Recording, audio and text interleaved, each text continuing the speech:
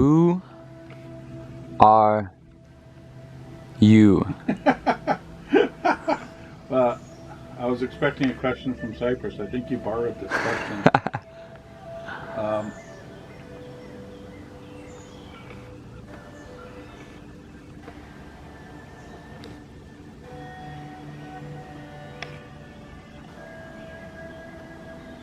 I think at the end of the day, there's an experience and there's imagination or thinking or feeling. So I experience as a being who is present with you, receiving, giving. And so I think that, if you narrowly look at this slice of time, there's a name, there's a role, there's context. But if you look at the giant arc of the experience, I think this is just a very small moment of that arc of that experience of who I am.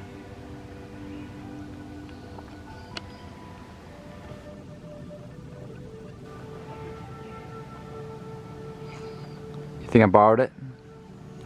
I almost did. If I was going to borrow it completely, I'd ask you who is Mayor Baba, but are you ready for the next one? I am. What are the 4 most life-changing moments of your life? Start with the first one, I'll let you think.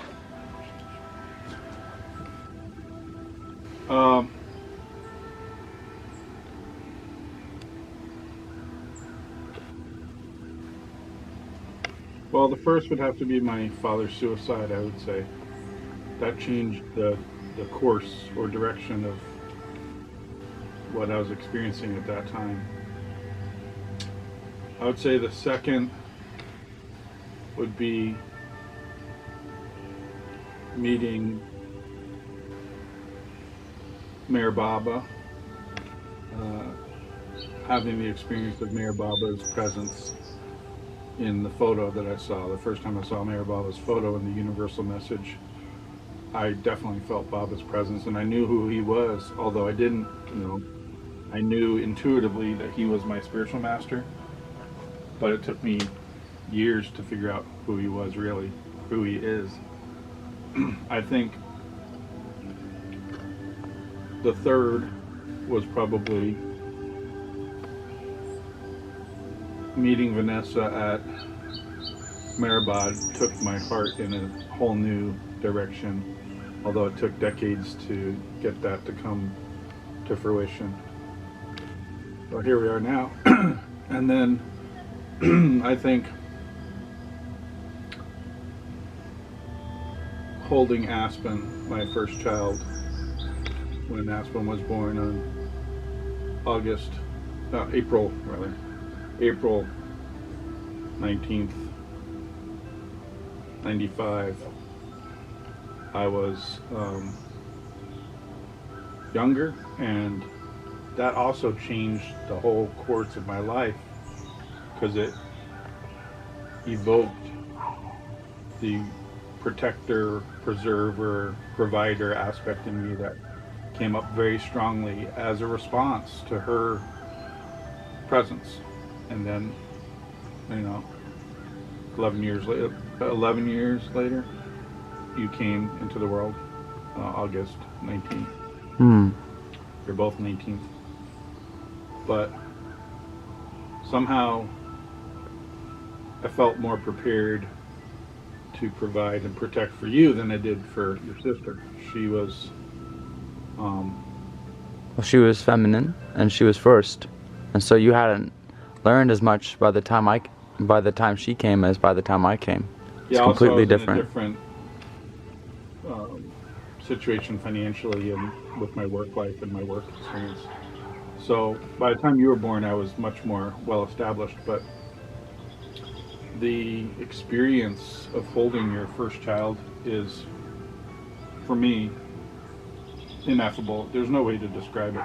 But if I was to try to describe it, I would say it added another love dimension to my life, a Mm. whole new realm of love that I didn't know existed. Because before it was either platonic as friends, or romantic, or maybe Spiritual. in a There's family also- manner. Or spiritual, Mhm. like Baba is more like a bhakti, like a devotional love. Hmm. But this was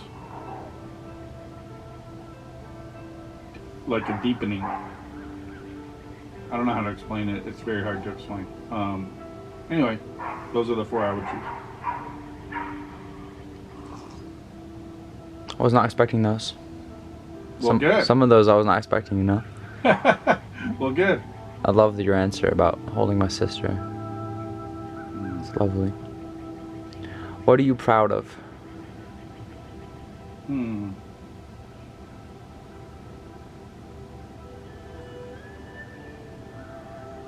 I would say providing for my family and making it this far in my life. I've now lived longer than my own father lived, so that's a success. So you've outdone your father in this department. You know, you've lived longer, you've been a better father. I try, I strive. I don't know if I have been, but I strive. Well, I can tell you to the camera, as his son, he's done an amazing job as a father. And hearing stories about how your father was, I mean, there's no comparison. Ready for your next question? He couldn't give what he didn't have. And how did you attain what he'd never had? I was receptive to God's grace in my life Hmm. and planted those seeds that Baba gave me. Right, Khadija? Well, that's perfect for my next line. How does spirituality work its way into your everyday life?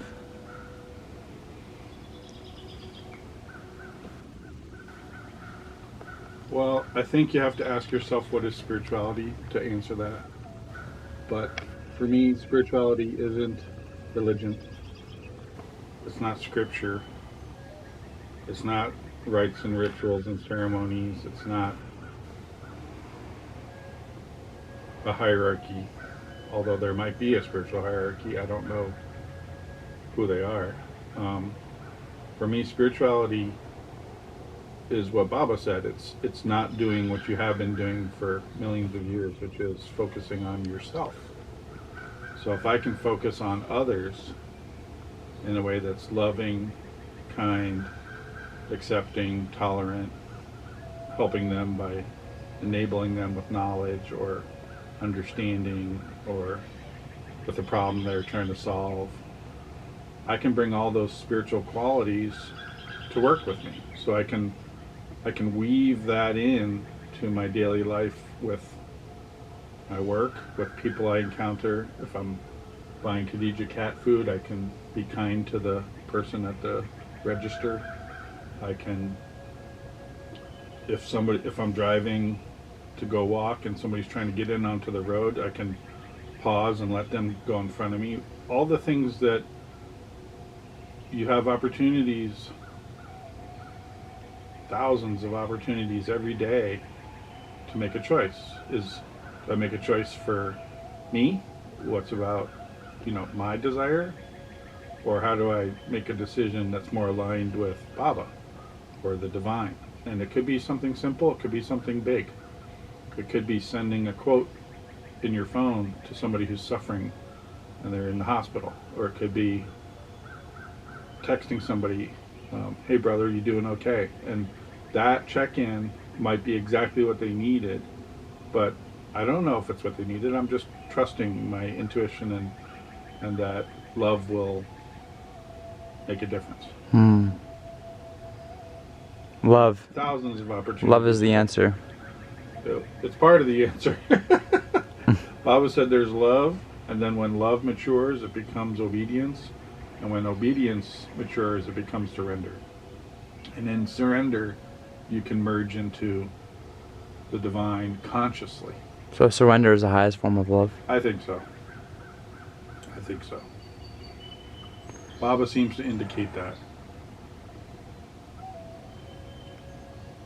How do you think people perceive you?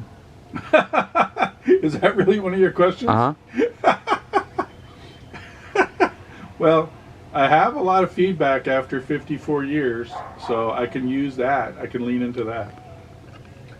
One person I heard, I won't name names, said that I'm always stern. Well, I certainly don't feel like I'm always stern, but I could understand how somebody would think that. Um, the overwhelming word that I've heard for people talking about me is that I'm intense, and I don't seem to mind being intense. If that's their experience with me, that's fine with me. Baba was intense too. Um, Vanessa told me some of her friends are scared of me. Oh well. I think people either love me or don't know what to make of me, and they're afraid in some way. But Erich said to one guy who came to him, the guy said, Erich, did you ask Baba this? Did you ask Baba that? Erich said, no, I didn't ask those things to Baba. And the guy said, what? You had Baba? You didn't ask these things? And Erich said, look, man, you don't know what it was like to be with Baba. If you were there, you would have shit your pants. Because there's this sense that Baba was some like answer machine, like Google, spiritual Google. He wasn't. He was a human being who was the spiritual master, the avatar, God in human form. And you don't just sit there and ask Baba questions like he's a slot machine and you want the next answer. It's a relationship. And to those who are in deep relationship with him, he divulged much more than they could handle. Much more. And they would spend the rest of their lives contemplating a single sentence from him.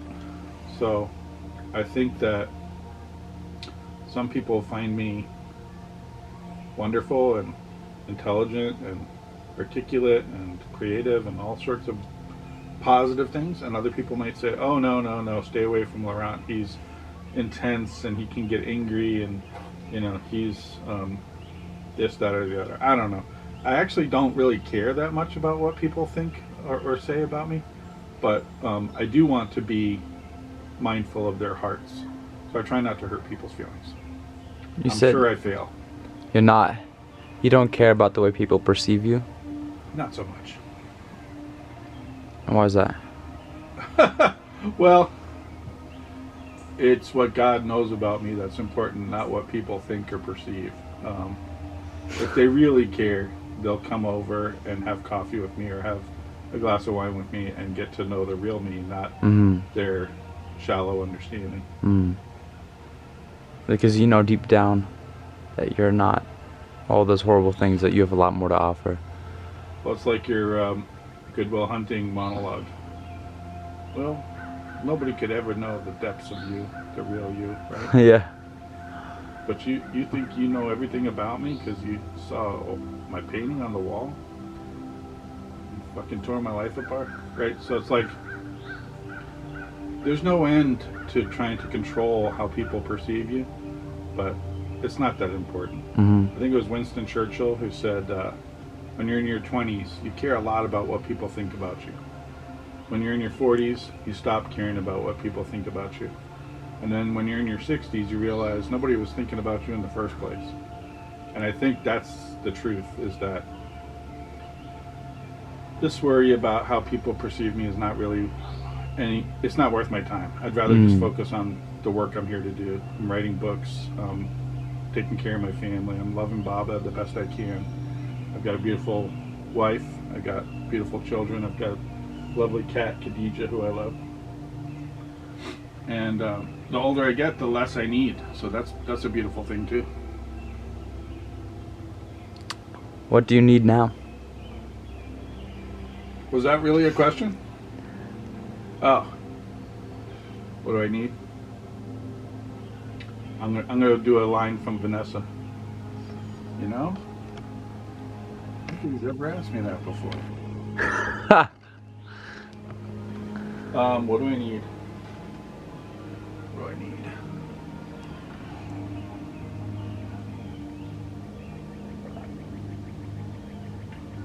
Well, if I'm going to continue to play this role that I'm in right now, I need a way to accomplish that.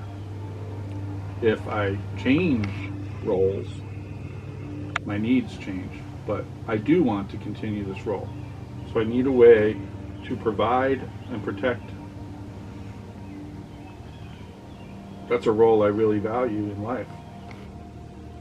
To preserve the family, to put food on the table, roof over our head, gas in the car. And so I need meaningful work.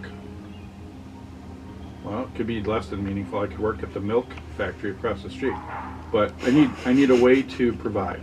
And if it's meaningful, like I really love my job right now at Calibra, if it's meaningful and people are benefited by it, great. If it's not meaningful, I'll find meaning somewhere else. I could work at a milk factory, no problem. Do you need anything more than to provide? I think you need more than that. What do you think I need? I think you need to feel loved. Not sure that's true. Well, it's not a need. You want to feel loved, though. Well, you said need. Now we're going to change it to want? Okay. Let me get more specific.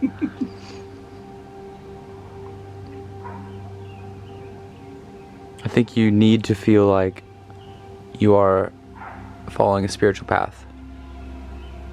I don't relate to that need. Really? No. I enjoy my spiritual life. You don't think you need it?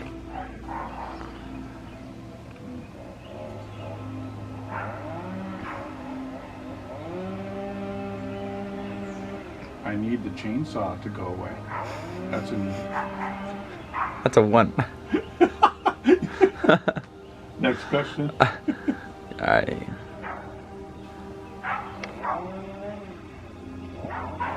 What's one thing that you regret?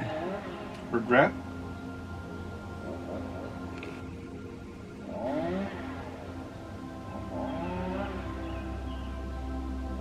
Not kissing Vanessa at Maribad when I first met her. Is Vanessa your soulmate? You'd have to define soulmate. What's a soulmate? It's that one person that you keep a strong relationship with life after life after life. So there's a notion of like a twin flame. I don't know if this is true, but there's some talk. I don't know if it came from Baba or not, but someone once said, let's just put it that way, that when God enters the creation, and the creation is dual, it's manifest of multiple souls. That when God enters the creation as a soul, it splits into two, and before it rejoins, it merges back into one, and then it rejoins. If anything, I think Vanessa might be the other half of my soul, where we're actually one soul. Do you think everyone has another half of their soul? I do. So that's a way better explanation of soulmate than I have. I don't know if it's true. No, but that's all I wanted. I like that one better than. I don't really like the phrase soulmate, but I do like the idea that we're really one, Vanessa and I. We entered together and we're leaving together. That feels more meaningful and true to me.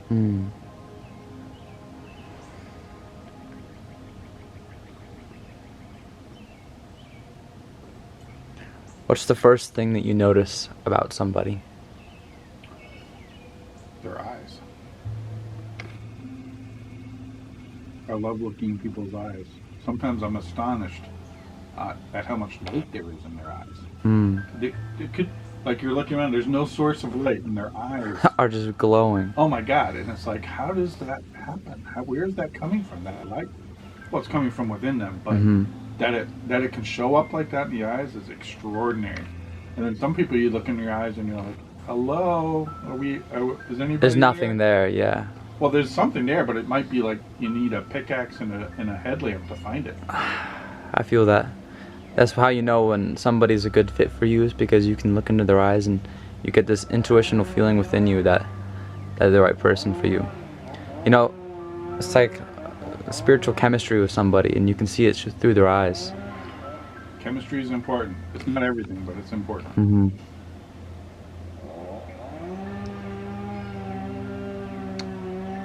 What's the most notable thing to you about other people's lives?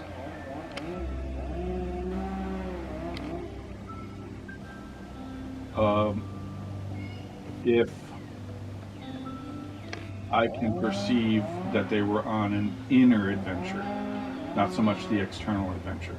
So, for example, somebody might get rich on Wall Street and then use that money to fly to Nepal and then hire a Sherpa to carry their laptop and their tent and sleeping bag to the summit while they get to the summit of Mount Everest. That's great. Summiting Mount Everest is great. I'm not throwing anybody under the bus. I'm just saying that's a great external adventure, but I'm more interested in the internal adventure. How did they move through their inner landscape? That's what I find fascinating.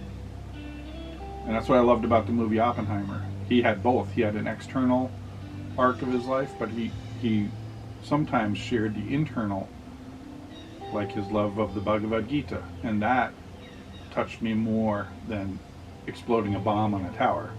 It's great that he discovered how to do that. I mean, that's wonderful. But his inner life was more interesting to me than the bomb on the tower. Because anybody could have an external venture, but there's only a few people that could have an internal venture that would strike your interest. Yeah, I mean, I think everybody eventually ends up on an internal adventure, but maybe not while I'm watching. Maybe in a different lifetime. And maybe they won't share it with you. Exactly. It's not so obvious. It's the deepest part of who a person is, and each person is a part of God, so it's the deepest part of God. It's his ability to understand himself, right? You said it beautifully. I couldn't have said it better. Are you the best version of yourself? No. I'm the best version that's been, but I'm not the best version to come. Are you the best version that's been? Of myself? Well, I can't see my past lives. I'm kind of in the dark. Keep it in this life. Oh, definitely. You're the best version of yourself in this life. Yeah. Why? But I'm still a work in progress. I'm not done. No, I'm not saying I'm not saying you're done. Everyone's going to keep growing. You're especially going to keep growing.